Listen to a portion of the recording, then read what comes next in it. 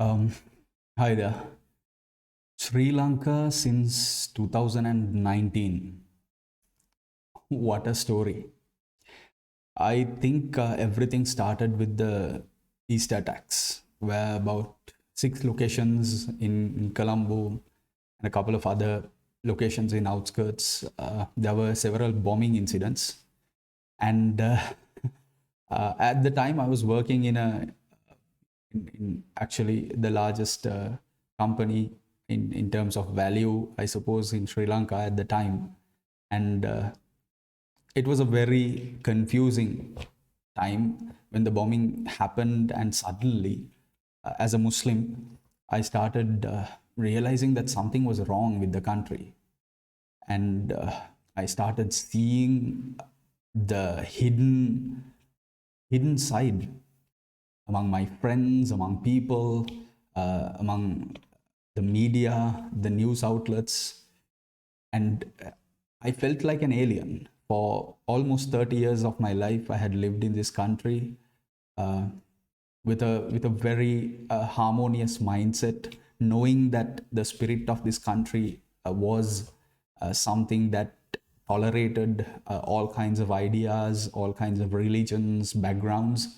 But because as a generation we hadn't really experienced firsthand the kind of problems in social ideology that this country had faced back in the 1960s 70s, what paved way to the LTTE, etc. So we had no idea. We grew up in quite peaceful times, and suddenly this happened, and all the emotions and all the things that were boiled up among people was, I'm just recording both cameras.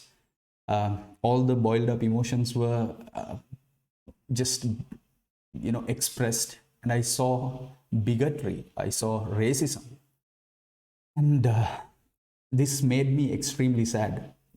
But what happened was, ultimately, the Muslims in this country were portrayed by certain factions as a detrimental group to the well-being of this country. And somehow the elections happened a few months later, the presidential elections, and the current sitting president, I'm not sure if he has resigned or not yet as I'm making this video today, but he was elected. And I remember his speech, and his speech shocked me. It shocked me to my core, and it shocked all Muslims to their core. I know this even more so than me. Most of our elders, most of the people who had lived this in this country their whole lives, who had given their blood, sweat, and effort and time to the development of this country, it shocked them when he said in public in his inauguration speech that he won. This president won. From the electorate or from the voter base of the Sinhala Buddhist community, when I know that there were so many Muslims I personally knew who voted for him. So it was like unreal. It was unreal. And I remember thinking, who did the attacks? And today, when you think about it, nobody's talking about it. Everybody is talking about the struggle that we are going through, the problems that we are going through, but nobody is really talking about who did the Easter attacks. But everybody knows, and possibly that the reason that nobody is talking about it is because everybody knows. So now, see, whenever after a period of my life, after having done so many foolish things in my life, after a point I started always thinking, whenever I face something, whenever I face an issue, I always think about, why is this happening? So even when Sri Lanka is currently going through all these problems, the only question that is in my mind is, why is this happening and what is the solution to it? And when I ask myself why, I don't have any other reason than ourselves, the people of this country. We are the reason for this. We it's a democratic system, so we have the power to elect the officials, but we do not really have the power to control them. So which is why it would be a very wisdom-oriented decision to decide the vote and who to vote very carefully. But time and time again, I've seen this from the generations that preceded me, time and time again, I've seen how the vote is being foolishly used. So I guess what I'm trying to say, and this might not be a popular idea, this might not, I don't know, whoever is watching this, you might not like this, what I'm saying, but my dear friend, my brother, sister, uncle, auntie, grandfather, grandmother, to all of you, I'm saying, we are the reason. We did this to ourselves. We are the reason. We are to blame because we have been foolish. We have made decisions that have been short-sighted. We have made decisions as a selfish person, selfish individuals. We have made individualistic decisions. We have made decisions that are bigoted, that are racist. We have made decisions continuously that do not have wisdom in them. As a general summary, I would say that we have been among the most foolish and most selfish and most short-sighted of people, perhaps in the world, despite our people and the Sri Lankan community being one of the most intelligent groups of people in the world compared to other nations in terms of literacy, in terms of capability, in terms of effort. Our top intellectuals around the globe doing incredible work, but as a community, as a people of a nation, we are foolish. So what do we do at this juncture? All I can think of is, rather than, the only thing I can think of is to use wisdom. We have to stop being fools. We have to stop being fooled by the very people who are trying to fool us. There is a saying in the Arabic community. They say that knowledge of a man is treasure. It's treasure. So when I really think about it, do we really understand how people work? When you think about the 225 parliamentary members, you know that almost 200 people here are repeated individuals. They have continuously come into power again and again and again. And when you look at their regime and when you look at the time they've spent in power, when you look closely, their behaviors, their decisions, what they've done, the development around their community, what they've contributed, what they've said, their actions, their deeds, their words, their behavior, when you look at that, there's treasure there because we can really understand a man. So when I really think about it, whenever I vote, for example, I always try to think the person I have to vote for, what is this person's historical behavior? Has he lied? Has he cheated, deceived people? And that's like a big warning sign. That's like a red light. So especially when a regime that were ousted from power were again campaigning to come back, one of the questions I was continuously asking myself is why? What are the reasons I should vote for them? And this is something that I feel that certain generations are lacking. And despite us not having the complete intelligence to make this decision, it is very important that we ask this question: why do we vote for someone? What are the qualities? What are the characteristics? Because, say for example, when someone has been ousted from power and they really want to come back and they want to stay in power continuously, and you see one of the examples with our current Prime Minister, who I believe morally and ethically has no right to sit in the Prime Minister's seat, by no means to take up an executive presidency, because he was not appointed to the parliament by the people's vote. He lost big time. So a man who has no people's confidence should not morally and ethically willing to sit in such a position unless, and especially when he got the power, he was appointed by a president who has currently left the country. So there is really no moral standard. So if this is the kind of politician that we are dealing with, we should know how to judge them.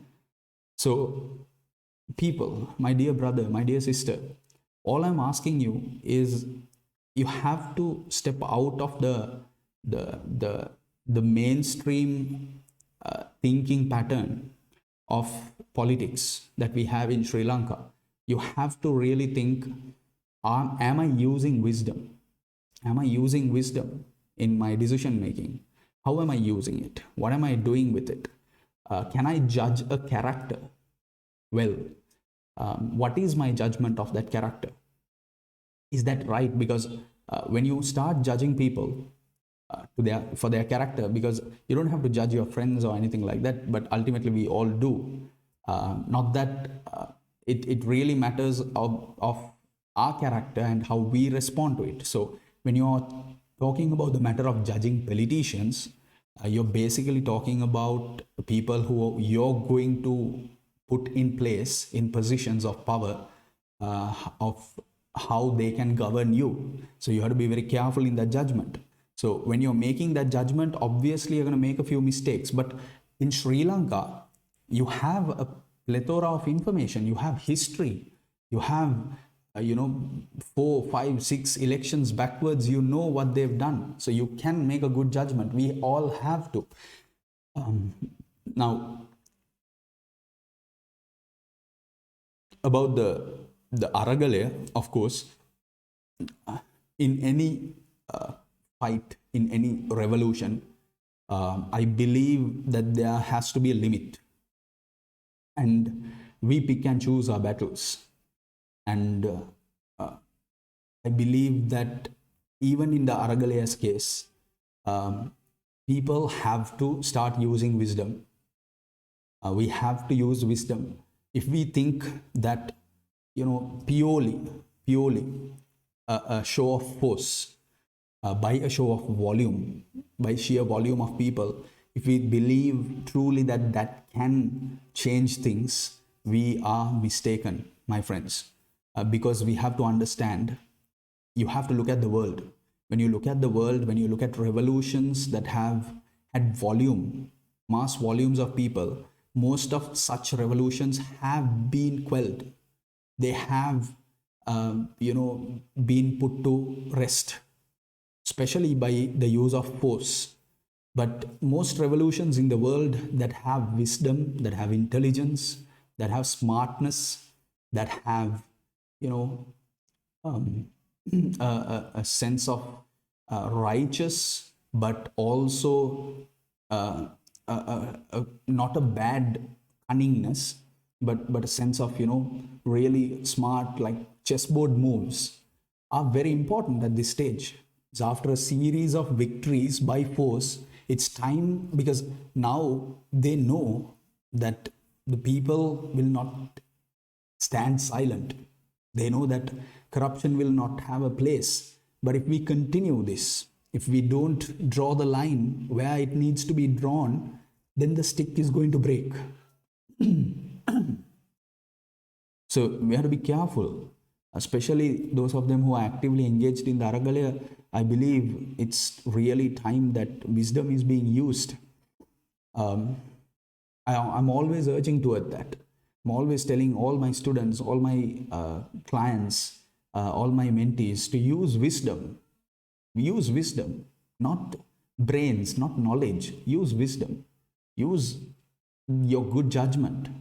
So my call here is to all who are watching this, to be patient and to use wisdom, because patience is also of wisdom, and make decisions that are selfless. Make decisions, let us all make decisions that are long-sighted, that are not purely short-sighted. Let us make decisions that are not individualistic but holistic, but harmonious, and wisdom-oriented. And that is perhaps the only way that we can really change things. And one last thing is, people have to stop taking things in their face value. For example, if you look at the 70 years or the last 30 years, let's say, for example, Today, we realize that most of the things that people have been shown, especially through media, are not as they seem or not as they truly are. We are not shown the reality in many cases. Now, in such a situation, it's very important that we always question what is the right thing, what is the truth. What is the truth? We should have the inherent capability to distinguish between the lie and the truth. If we don't even have that capability, if we can't even separate a lie between a truth, especially regarding the politics, regarding the economics, regarding the social condition, regarding the management and the governance of this country, what kind of fools are we? So it's always important that we ask that question, what is the truth? Only then we will be able to, because the truth will guide us. If we are truthful, and if we can let the truth be our decision maker, if we can make our choices, make our decisions based on the truth, then we will obviously be making the best of decisions, because it is long lasting, and the nature of truth is it is unbreakable, it is immovable, it is like set in stone. It will never change, the truth. So I always urge everyone to always question whatever you're doing, whether it's in education, whether it's in worship, whether it's in voting, whether it's in governance, whether it's in your job, whether it's in your speaking, communication with people. Always rely on the truth, always seek the truth, always question yourself, am I on the path of the truth, or am I just letting myself be deceived, and yet am I not someone who accepts things as to what they are? Am I not someone who really knows what the reality is? So let us not fool ourselves. I urge everyone, whoever is watching, to be someone who is cultivating their wisdom, and to always question yourself, and to try and walk on the path of the truth and the righteous path. That is the only way that we will succeed as an individual, as a village, as a town, as a family, and as a nation. Inshallah, I ask Allah subhanahu wa ta'ala, to the Almighty God, to bless this nation, to protect the people, and to guide the people in the right direction. Jazakumullah khairan. Assalamu alaikum. Greetings of peace to all of you.